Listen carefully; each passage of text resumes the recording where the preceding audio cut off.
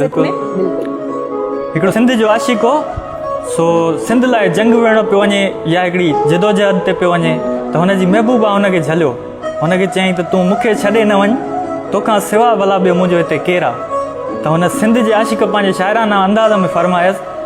चयईंसि त तुंहिंजे ॿाहुनि में चूड़ियुनि जी मौसम हुजे, तुंहिंजे पेरनि में छेरनि जी छमछम हुजे, दूर तोखां क़यामत ताईं गम हुजे, मुंहिंजे राहुनि में कंडा विछाए न तूं, मूंखे ज़ुल्फ़नि जो कैदी बणाए न तूं, छत मां तारीख़ जो वर्क बणिजी वञा ऐं सदियुनि ताईं लिखबो ऐं पढ़बो रहां। कर्ज़ तुंहिंजो बि मूं ते वॾो आहे मगर छत धरतीअ जो थोरो मां लाहे वठां, मां बुख़ारी भिटाई बचाए वठां, सिंध जी हर सचाई बचाए वठां, ईअं न लोई लॼाए बचाए वठां, तुंहिंजे सगड़नि ते सजनी सदाईं वरियुसि, तुंहिंजे हर दर्द में तोसां शामिल रहियुसि। हाणे मूंखे ॾुखायल वतन थो सॾे, लाश कंहिंजो पिरी पे कफन थो सॾे, मूंखे थर जो थकायल बदन थो सॾे, मूंखे कैदी हथनि सां अमन थो सॾे,